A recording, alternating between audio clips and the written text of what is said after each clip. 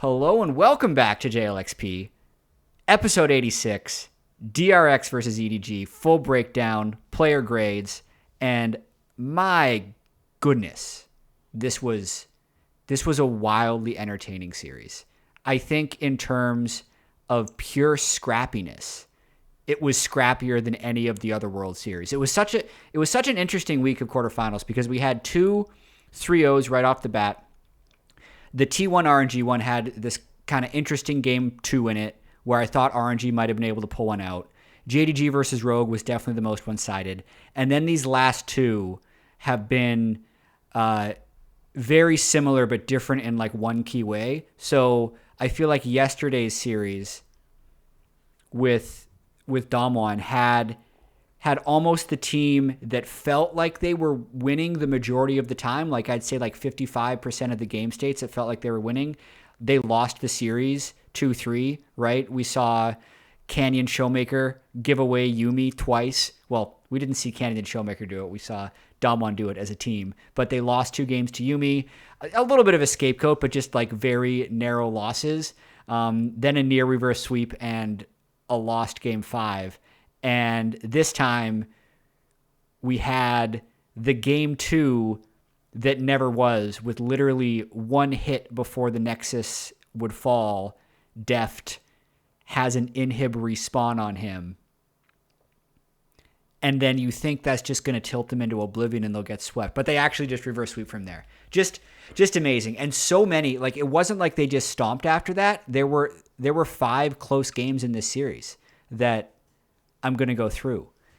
I want to touch on what I think some of the most important storylines were going in. I think the broadcast did a good job of highlighting those, but for those who missed it, the parallel of Mako and Deft as teammates back in the day in the LPL, they were 2015 MSI champions together. Like they were part of the EDG that first took down Korea when they beat Faker, and famously in Game 5 actually, Faker's LeBlanc that had never lost. They beat that in the 2015 MSI finals. They won 2015 LPL spring, obviously, to qualify for the LPL final or for the MSI there, 2016 LPL summer, and then they lost twice in quarterfinals.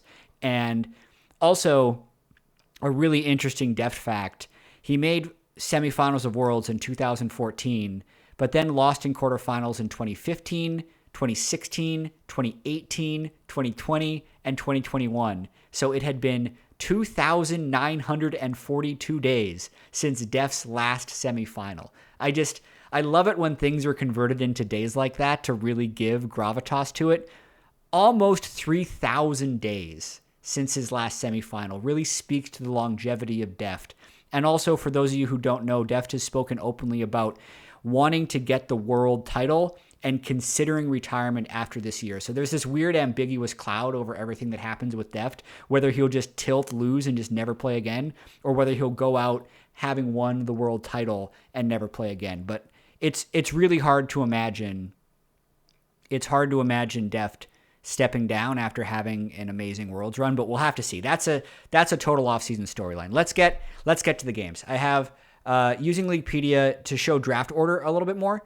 Obviously, for those of you on podcast, you should still be able to follow because I'll be fairly descriptive, but there's a small visual aid over here. So game 1 opens up, nothing too crazy. A couple things for pick ban that happened throughout the entire series. EDG always banned Caitlyn from Deft, and DRX always banned Lucian from Viper. They never deviated on those bans.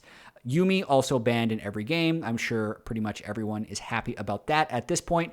Personally, I still want to see Yuumi occasionally get through. I actually want to see Yuumi get beat because you can actually at this point guarantee that Yuumi will be given through or first picked if you give it through. So maybe Gen G will try this against DRX in the semifinals, but we'll see. Anyway, this whole series, it was banned. So really, whenever EDG was on red side, Yuumi Caitlyn were already 2 bans that were hard locked, so it didn't give them very much flexibility.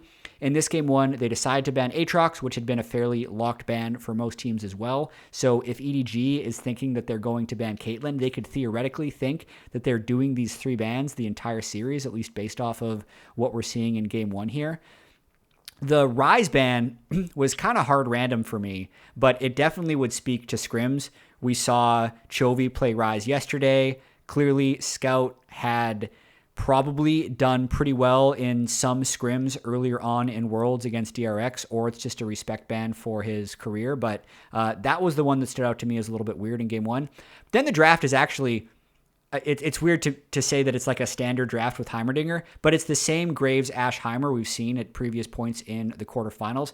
I would say, like, overall, the vision control from this combo is just insane, because Graves is perma invading, botlane has perma prio, and then Ash also adds Hawkshot. So Ash plus Graves has always been a good combo when both of those champions are strong, because they complement each other so well. And then also, obviously Heimerdinger gives perma prio, but if you're able to combo that with any other things that is good with AD carries, like say when Karma mid was big, or when Braum was a powerful support, those are really powerful synergies as well. But yeah, Heimerdinger, you can see the answer to Heimerdinger from EDG is a Soraka, and they make sure to get that in right away. They eat 2 AD carry bans in 4-5 with Varus and Ezreal, and then still answer with the Sivir. So this was one of the more nuanced counters, I feel like, because they're still going to get pounded in lane phase, but they will be able to clear turrets in late game team fights, and they will theoretically be able to outscale. So definitely the plan for EDG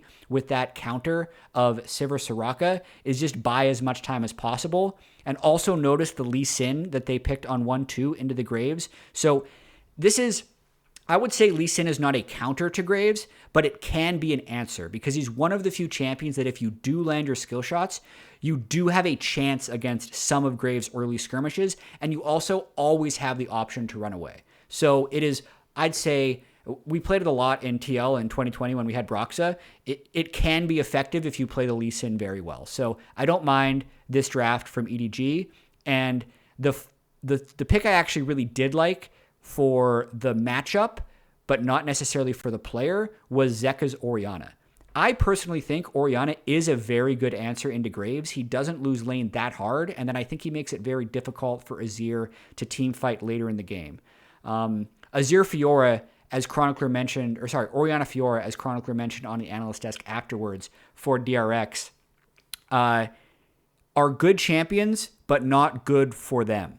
He didn't have a lot of faith in DRX's ability to pilot those, and ultimately was correct. But let's get into some of the things that actually did happen in the game. So we talked about the overall vision control from Graves Ash just being insane, and it does make it really difficult for the other team to play intelligently, because the jungler is almost always spotted, and then once Graves gets the Umbral Glaive, he clears away a ton of vision.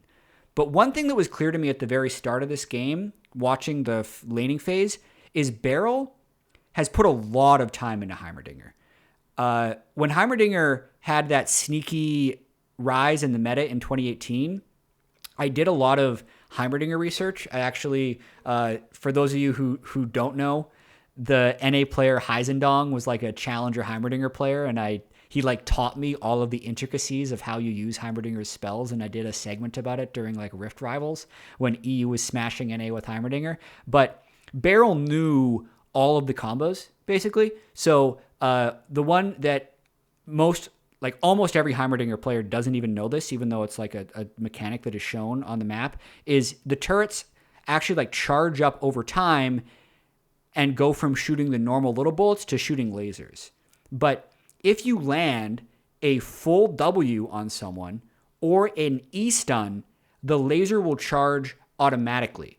And you can actually throw out your stun, and while it's in the air, quickly place a turret beside you, and the stun lands, the first shot from the turret will be a laser and do extra damage. And Beryl was doing this, like, he was basically always placing his turrets, and he knew the right time to use all of his different ultimates in fights. And I saw it like really early on in the game. So like there was a time where he used the empowered W over a wall, which is exactly when you want to do it. If the stun would have landed in this instance where he actually had tagged Mako, didn't get the stun, but it was like a pixel off, he would have actually just gone the one shot. The Super E, which is like the extended bouncing grenade, he used that at a really good time to get like a long-range stun under turret. And then the max damage combo is actually when you get a double laser out of your Giga turret, and he tried to pull that off when him and Piosik were invading. So he actually used all three in different correct situations right off the bat. So immediately I was like, damn, Barrel's really practiced a lot of this pick, and I thought it was going to be important for the rest of the series. But other stuff that happened in this game, the Graves did a really good job of helping out Zeka's Orianna in laning phase. And this is what we've seen from a lot of Graves, but I'll just restate it here.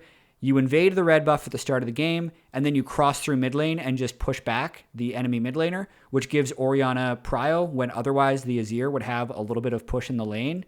And he also, when he's repeating this, is like interrupting Scout's recalls and basically just making it really hard for him to CS properly and put Zeka in a really good state.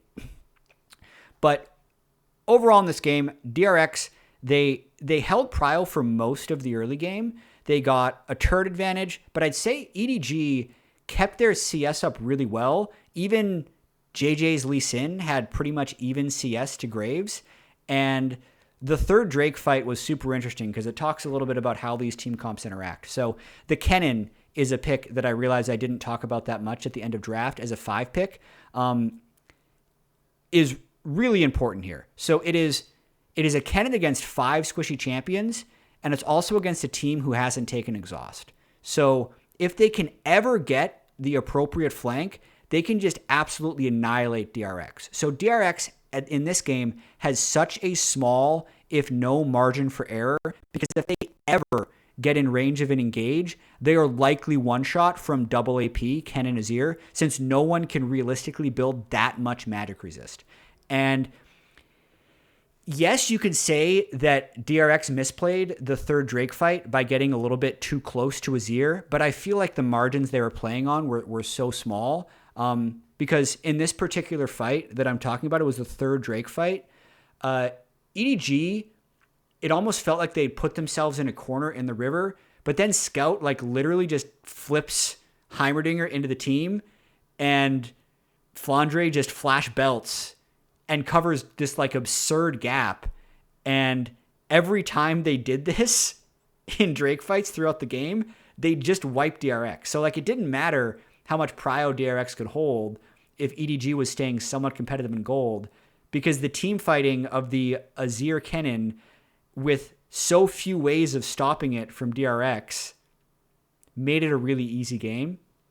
There was one moment, I'd say, where they land an Ash Arrow onto Scout and Zeka doesn't Orianna ult in time. That would have, like, if they can blow up the Azir, if DRX can blow up the Azir, they'd have a chance of winning the fights. But they ultimately were unable to do so.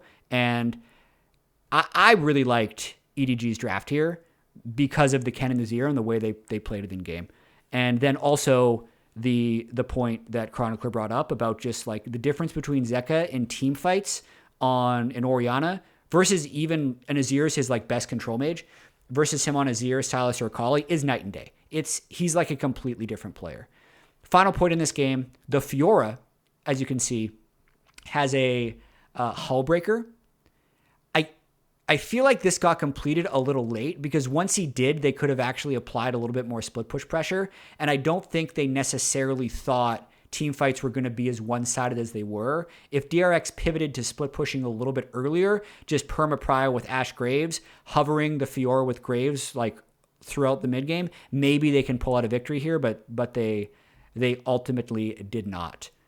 Grades for this game that I gave a B- to Kingan's Fiora. I thought he laned pretty well and actually did some good split push stuff after he had the Hullbreaker. B for Piosik, I actually think he helped out Zeka a lot. Zeka was going to be a really high grade in this game until his team fights were a little underwhelming. Deft and Barrel held prio pretty much all laning phase, but didn't do that much, so they got B-. Zeka was an A. For EDG, I gave an S to Flandre, an S+ to Scout, A to JJ, B+ to Viper, and B+ to Mako, mainly for withstanding the laning phase for Viper and Mako, and then outperforming in team fights. And it was actually Scout, to me, that won all of the team fights in this game. This was his best game of the series. Defending world champion Scout, definitely in full form in this game one. He was like the Kennen. Like, he was always the one that was actually able to close the biggest distance and get the CC out. And then Flandre was just like, oh yeah, thanks for throwing them all into my Kennen ult. So I thought Scout deserved the majority of the props for this game one. Game 2. Here is the draft. So I thought this was a really weird ban switch up from EDG. Since DRX was the number 1 seed from the group stage, they had side select in game 1. And then since they lost game 1, they had side select in game 2 as well. That's why DRX is staying blue side and EDG is still on red side. Yumi Caitlyn stay lock bans for EDG. But then it almost felt like the Maokai was just so weird. It's like they just decided this game that instead of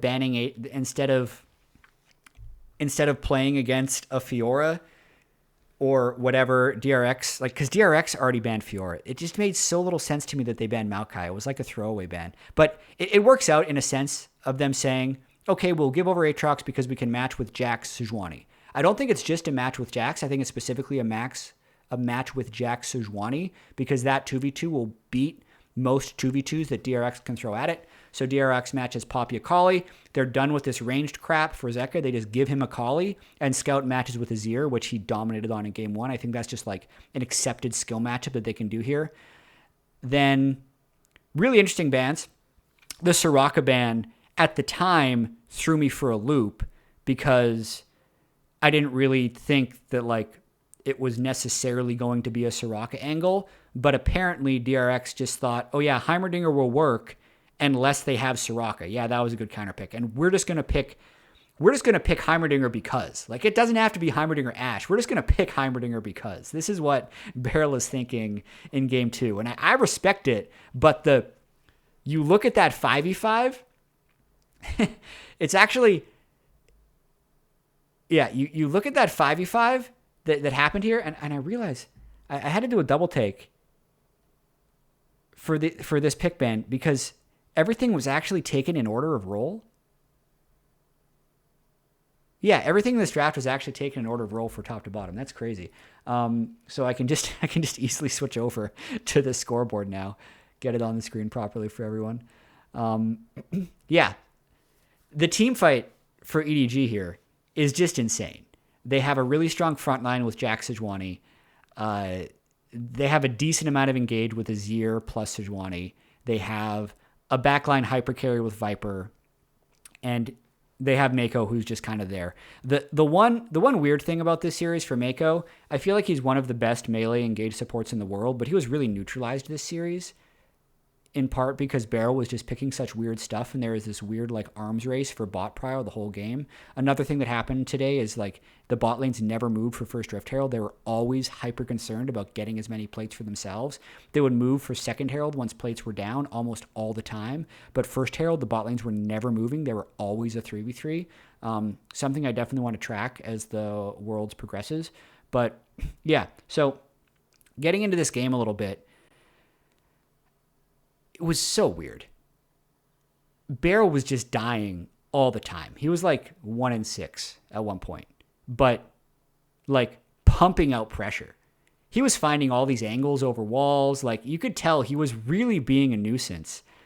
And Deft ends up getting really fed throughout all of this. Like, even when Beryl was dying, Deft was like getting a lot of first strike gold. He was trading kills back.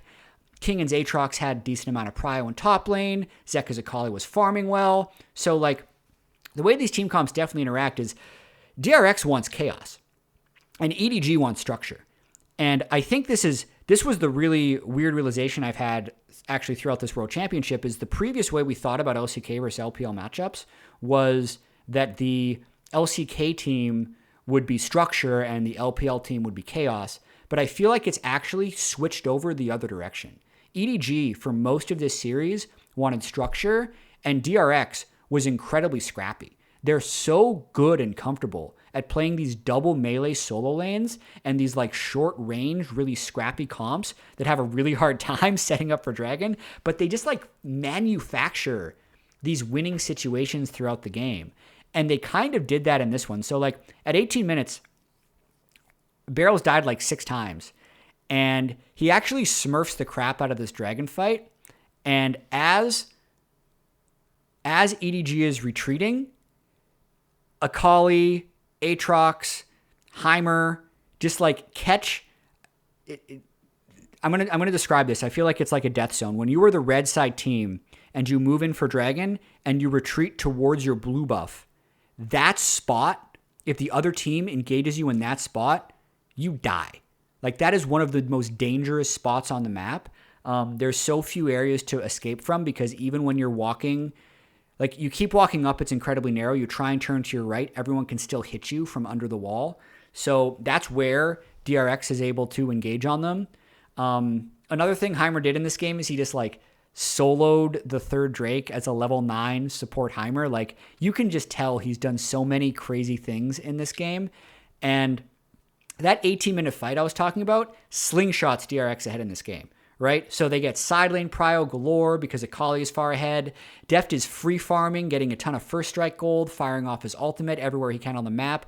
So they're really far ahead. But I would say they're not setting up quickly for dragon.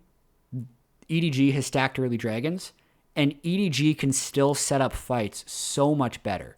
So DRX made a couple key mistakes that led to them losing the base race, right? Because they're like 5-8K up at this point in the game. When they need to deny Dragon Soul, Deft gets caught. He was pushing bot lane. They just teleport behind him. He dies. The soul is up, and they just kind of have to start improvising, right? This is when the game gets super weird. That's when they start trying to backdoor stuff, because they give away. They lose the Dragon Soul, and it puts the game in this really weird situation where EDG, despite being down 10,000 gold, is actually stronger in team fights, and this was at 35 minutes. Deft is full build. So the items you see there at 42 minutes, like, he had all of those items at 35 minutes. The only difference is he had a scimitar instead of a GA. So he's got Trinity Force, Hydra, Manamune, Sereldas, GA/Mercurial Scimitar, and boots. Like, he is capped. So EDG is only catching up after that point. And then, like, the last sequence was just absolute chaos. Like, I can describe it really quickly if you didn't watch. EDG is pulling for Baron. DRX tries to double TP into the base. One of the TPs gets interrupted. It's just Deft. He literally gets the Nexus down to one hit, and the inhibitor respawns, blocks him. He dies. Baron has obviously gone over to EDG. EDG is already stronger in 5v5, and DRX literally lose the game. And it feels like at this point in the series, it is going to be a sweep. You have the defending world champions. You have Deft, who hasn't been to semifinals in almost 3,000 days. I'm looking at Twitter, and in the game 3, where Deft ends up playing Draven, people are saying, like, they're posting Dardoch clips of him from Breaking Point, where he's like, just pick me something so we can lose in peace. Like, that's what people think the mindset is of DRX. It turns out in the end that could not be further from the truth, and this is where the reverse sweep magic starts. But yeah, you can get there. Just really quickly to wrap up this game. I thought in game 2, Deft got really fed. Beryl was actually really good at Heimerdinger. He did the second most damage on the team despite feeding a bunch in the early game. Zeka creates a ton of pressure on Akali. I thought that was one of the reasons they got such a big gold lead, and they kind of proved in this game too, even, that they're just skirmish gods, but they were not playing with enough discipline. Like, if they would have just been a little more methodical and not been as greedy in side lanes, I think they had a big enough gold lead. They probably could have set up some of these Drakes earlier and stopped EDG from getting soul, which would have stopped the entire base race situation in the first place. Viper, who I didn't talk about much, was just make sure I have game 2 up there, was just absolutely crazy in this game. Scout's Azir is still super smurf worthy. EDG was lucky to win off the inhib respawn, but there were other things they did that put them in a stronger 5v5 spot, despite losing some of those early Drakes to the, like, really chaotic play that DRX was throwing out. All right, game 3. The comeback begins. So you can see Lucian still banned, Caitlyn still banned, and DRX, Beryl gets the Heimerdinger ban. And again, the Aatrox comes through. it technically lost the first game, so EDG is okay giving it through again. The Sejuani ban, I think, is really key because they're saying, all right, if we're going to have Aatrox, the difference is going to be let's just not let them have Sejuani, so the ganks are less lethal and they can't have stronger team fighting than us. And Fiora Graves is like a little weird as a combo. They don't necessarily pair too well together. And the Kindred that is picked for Pyosik is a Pyosik special. It was only played as a matchup into Graves 4 times this year across all the games I could find on Games of Legends. But it won 3/4 of these. And I would say in 2020 when Graves was super meta as well, Kindred was like a pretty frequent effective answer. Not a counter. Graves typically was stronger early, but Kindred always had the potential to outscale. And if the Kindred got ahead of the Graves, the Kindred could really run the matchup. Also, Zeka just pick Sylas. Like, just give this man Sylas. He's going to win the game, is what they're thinking. It's matched by Scouts Victor.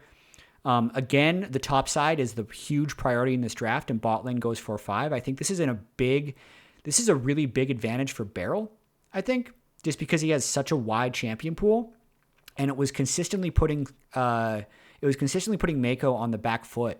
In this case, not as much looking at the draft, but in the whole series, I think that was true. Renata Kalista on paper is pretty godlike to be able to get on a 4-5.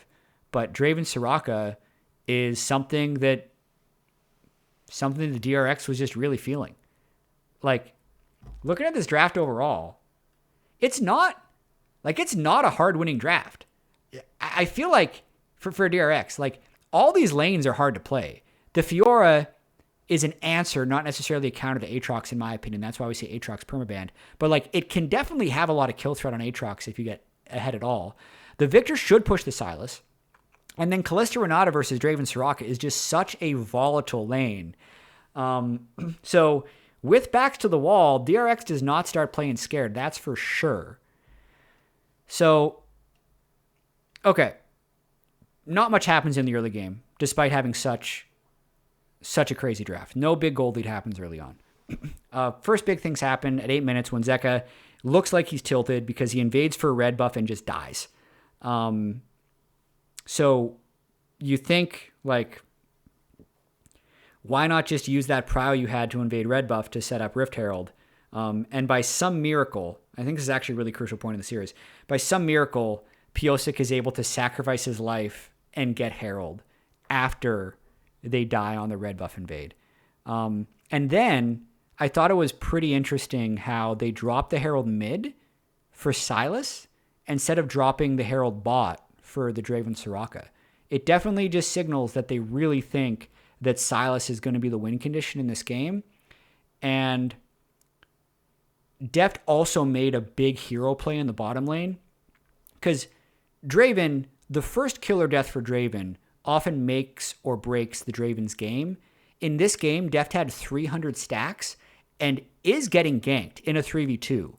And he clutches up this awesome ultimate onto Mako, as Mako had used his bailout on the Kalista, probably didn't think he was in death range. Deft gets it right before he dies. So that's plus 757 extra gold just from the cash out, which accelerates it. Like, that carries on for the rest of the game to keep him stronger than Kalista. I feel like if Deft doesn't do that play early on in game 3, maybe the series is actually just over. Then the rest of the fight is really interesting. The dragon control is different. DRX is putting a higher priority on it.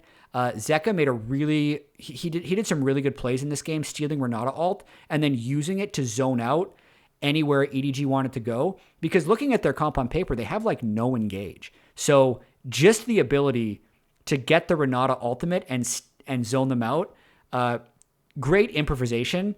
Maybe also like, what the hell, DRX? Your comp is awful. You're lucky they just picked Renata to gift you the Renata ult for Sylas, so you had some level of zone control. But hey, that's what happens. That's what happens in League of Legends. And I thought in this game, like, Flandre got stronger than King and Aatrox.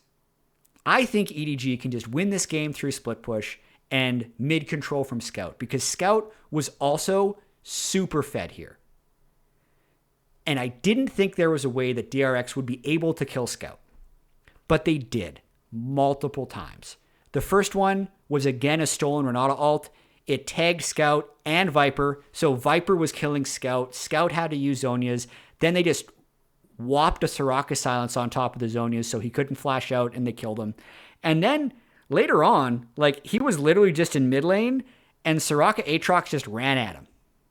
They just ran at him, and it worked. So crazy ingenuity from DRX. I'm not being sarcastic. It's just, that's exactly what they did. They were just so scrappy and fearless, and I thought had an inferior comp, and I think Flandre completely over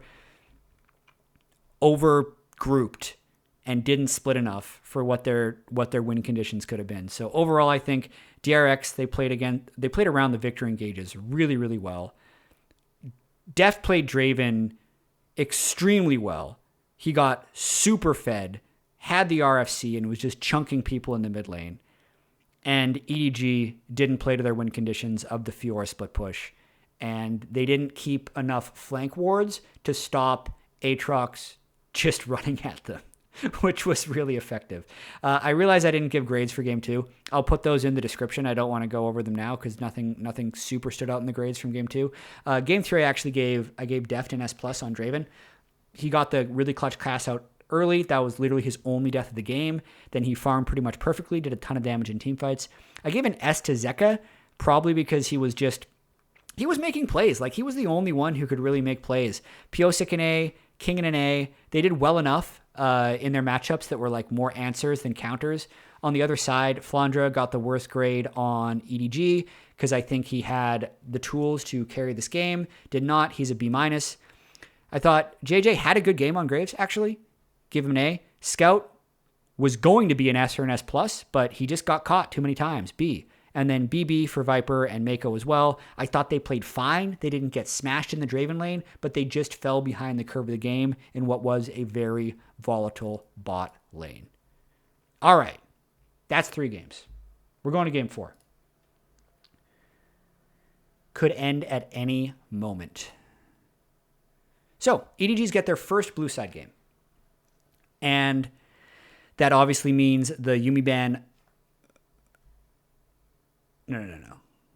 I'm trolling. Yeah, first blue side game. Correct. This is the first time that EDG has had side selection the entire series, so they obviously select blue.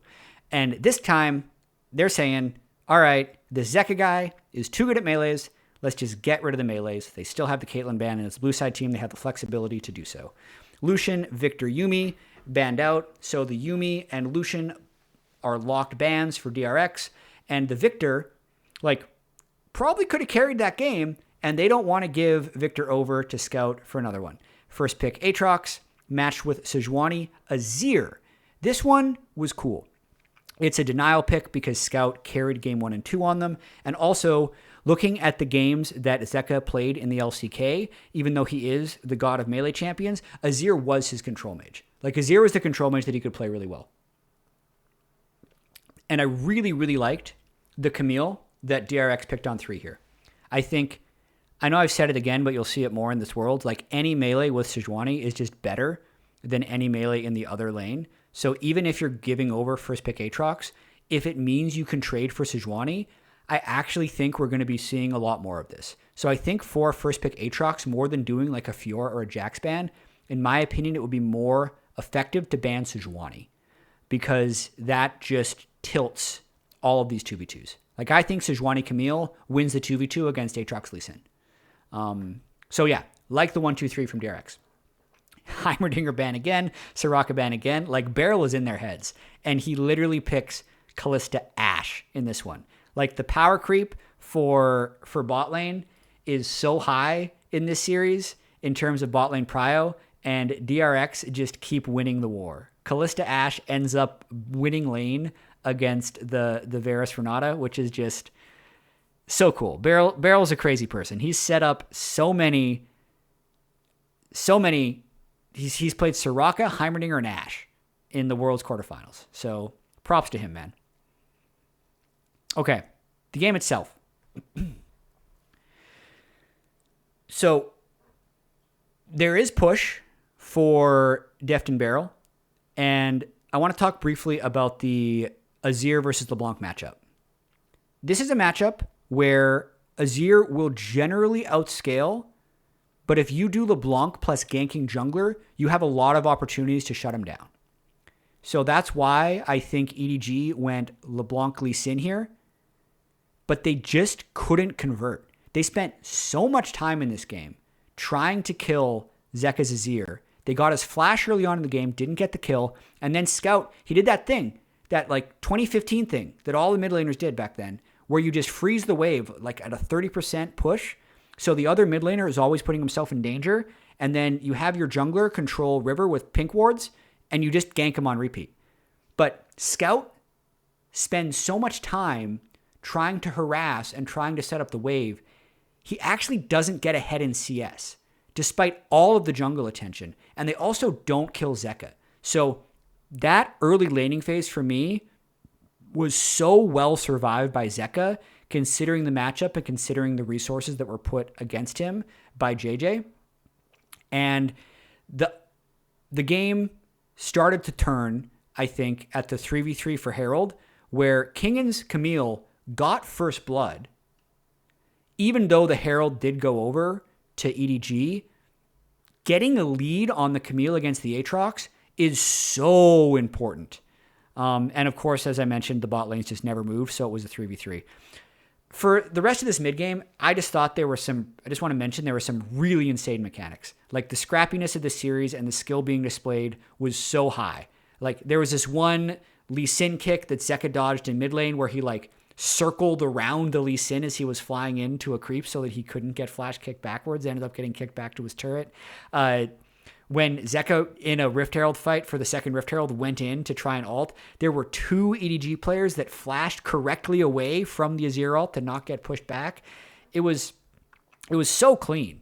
But throughout the early game, because Kingan got that first blood, because they had the Sejuani jungler for better team fighting, and because Zeka was able to survive the early laning phase, and because Deft and Beryl had prio, like DRX was in a good spot. So they got the first 2 dragons of the game, had mythics on everyone, and I think were a stronger team for the 3rd dragon, but they decide not to fight it. They decide not to fight it because Camille was just getting first solo turret gold top. So DRX invested heavily in Camille as a win condition. He gets that turret. A couple minutes later, he moves bottom lane, gets another turret. On the same push, he gets an inner turret. So by 20 minutes and 30 seconds, Kingan had 8.6k gold, which was like 2,000 more than Flandre's Aatrox. So I'm thinking like, damn, Kingan actually needs to make use of this gold because they just gave away Soul Point, which could have been an incredibly early Soul Point. And 4th Dragon is just to flip anyway. DRX, they actually just like get the smite. Piosik had, in totality, as I was going through the series, a lot of 150-50s over JJ. Like definitely flipped heads way more than he flipped tails. He gets them onto Soul Point, but like, thank God he does, because Kingan just inted in the back of this fight and gave over his bounty. Like the Camille strength meant nothing. The 5th dragon, EDG goes for it. They play the fight pretty much perfectly. Scout gets a ton of gold. And like at this moment, you're thinking EDG has kind of won the game. Kingan has literally not been able to do anything on Camille. But another like really clutch DRX moment happens in this game. This is where Kingan just sticks around. After DRX has just not played the Dragon setups properly, in my opinion, for Dragon 3, 4, or 5, I think they're spending too much time in side lanes. They're allowing EDG first setup, but the winning play is Kingan just sticking around after a lost Dragon fight, stays in Fog of War, they teleport in, they bait a teleport from EDG, they kill both carries, and they just get Baron. Such a ridiculous clutch play that happened in this game 4. And then a little bit after that, DRX finally gets first setup for the soul fight. They're finally there first. EDG doesn't get there first. They haven't over-prioritized side waves. And it's a crazy fight. They hand stiff them. They had a slight gold lead. Camille TP'd in earlier, as I mentioned. And one honorable mention for this game as well was Piotr Sejuani, who I haven't talked about much. He landed some crazy Sej ults in the mid game on Scout to make sure that he didn't take over the game. My overall grades for this game 4, I gave a B+ to Kingen. He had so much resources. He had so many resources, so much gold. I thought he could have carried harder. I gave an S to Piosik for the Sejuani ultimates. I gave an S to Zeka for surviving the early laning phase and then still playing team fights very well. A's for both Deft and Barrel. I didn't think they dominated bot lane, but they had enough prio. Switching over, Viper Mako got an A and a B. I think I gave Mako a B in like every single game this series. He was just kind of there, not making big plays and not making big mistakes. Worst grade here was to Flandre's Aatrox. Fell too far behind if you're going to first pick the Aatrox. Still needing to check that theory of whether or not Sejuani just turns it. So I think he definitely could have played this a little bit better. JJ and Scout both get B minuses. Scout at one point had so much gold from bounties, but then just unable to convert. And the B minuses are more about taking the LeBlanc Lee Sin and not setting the Azir or the Sejuani behind. That is a miss from draft to execution of the draft. All right. Game 5. What are the final draft adaptations?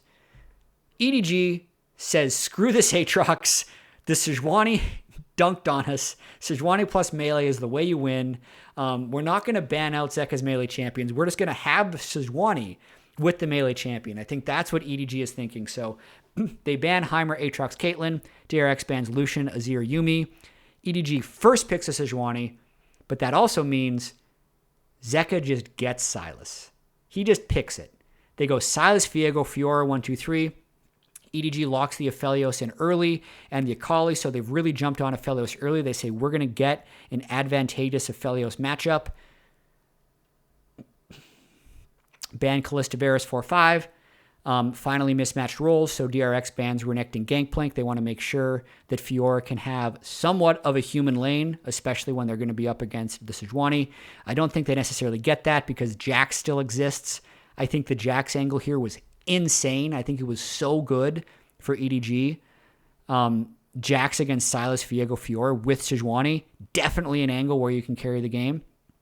And then DRX just goes Karma Ezreal. They just want push. That's all they're doing. They just want push this whole series. So, I got to say, in this game 5, Scout could have played a lot better. But Zeka, he played pretty much perfectly. It did start, though, with what is technically a Zeka solo kill, but it was Scout thinking he had lethal, flashing into turret range, being like one energy short of being able to use his final spell as a Akali on Sylas, and then he just dies because Zeka turns it around. Also in the early game, another big whoopsie, this one from DRX. I'll show you the scoreboard. P06 Viego tries to just land a max range W onto Flandre, and when he misses that, the Sejuani Jax just demolish him. Like, they just kill him super easily.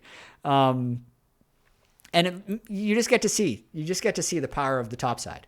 So with the power of the top side, the Sejuani double melee, Rift Herald just goes to Jax. They drop a top. Jax needs to carry. They get first turret. Throughout all of this, though, Deft and Barrel are winning push bot side, right? So they get like 4 plates. And shortly after they lose first turret, they do get first turret for themselves. So Deft is in a pretty comfortable spot, even though Jax, Sejuani, Akali is going to be a problem. But this is where like Scout's tilt increases and Zeka's like legend grows. So he gets another solo kill onto the Akali. 2 solo kills now.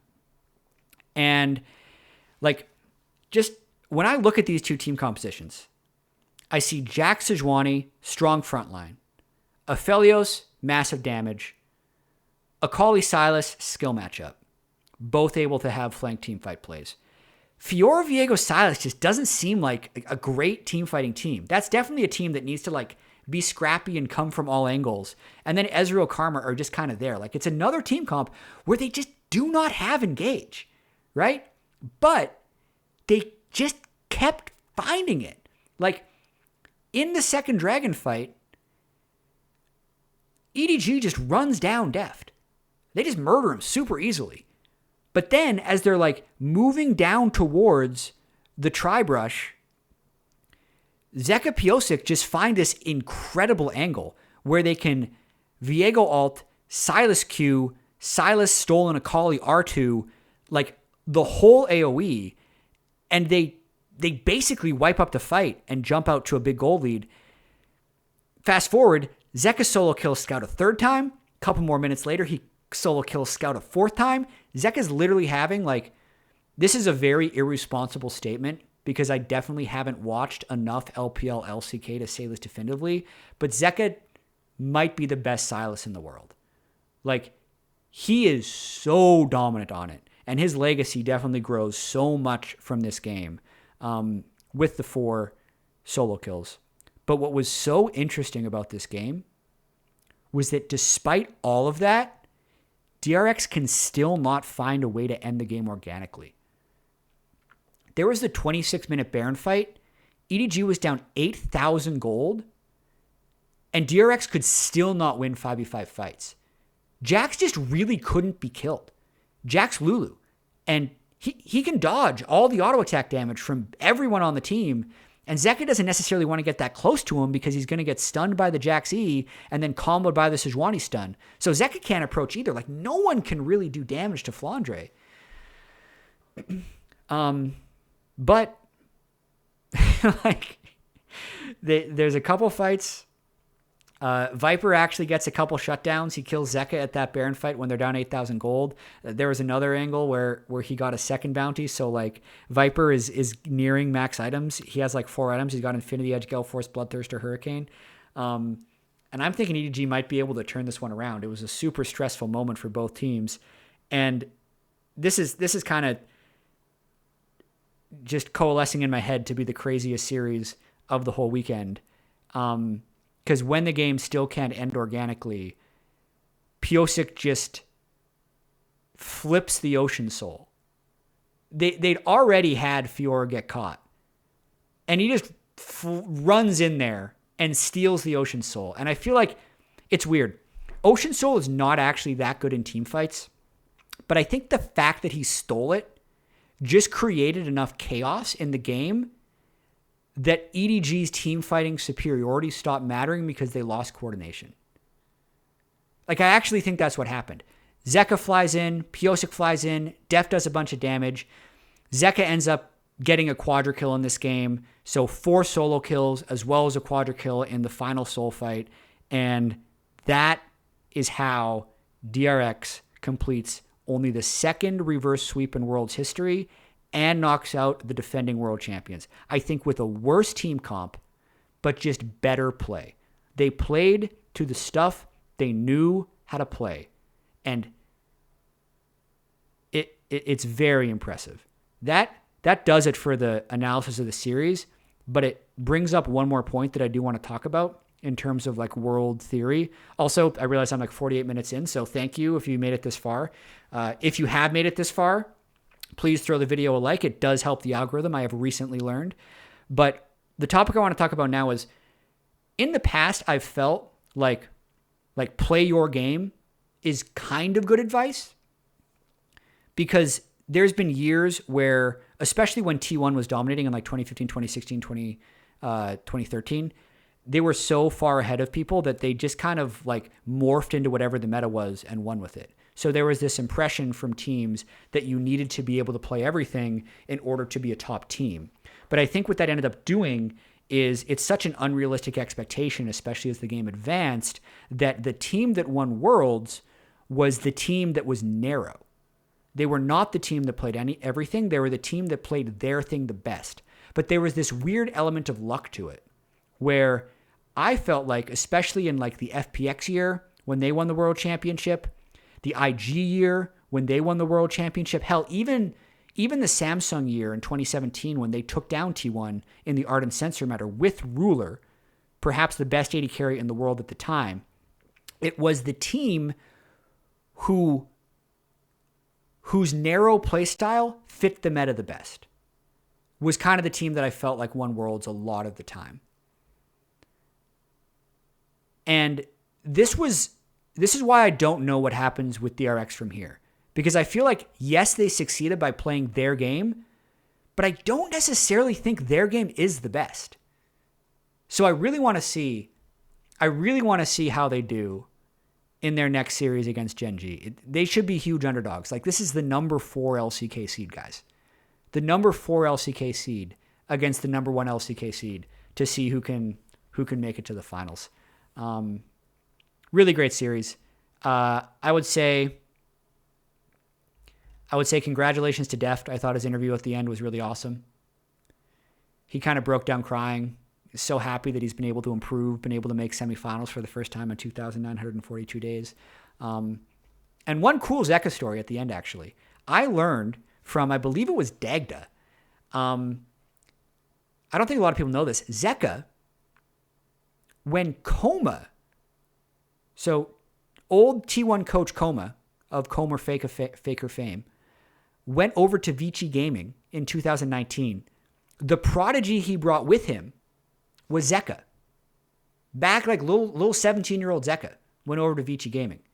Didn't like have immediate success in the LPL, but now, basically 2 to 3 years later, 19-year-old Zeka, still super young, has just had this performance at Worlds.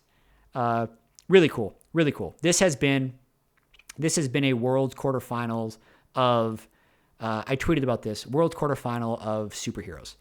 I feel like this year, more than in past years, we've had some individual performances that just seem beyond what we've been able to see in the last couple of years.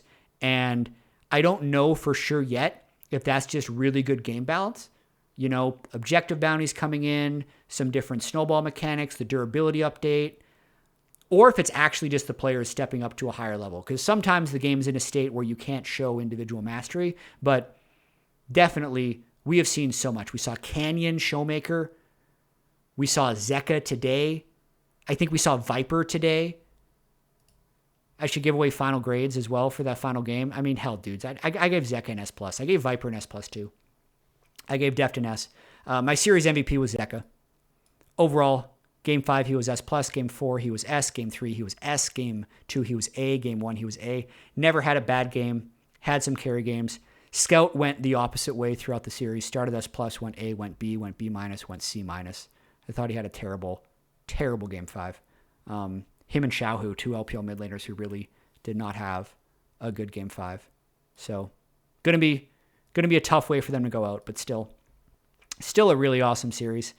And I believe, let's check my notes. I believe that's all I have to say. This has been a really fun run throughout these quarterfinals. I'll try and do this again for the semifinals. Got some good ones. T1 versus JDG. DRX versus Gen G. Another Korean Civil War. 3 Korean teams making it through. Just 1 LPL team left. The LPL number 1 seed. All right. It's going to be fun. I'll see you then.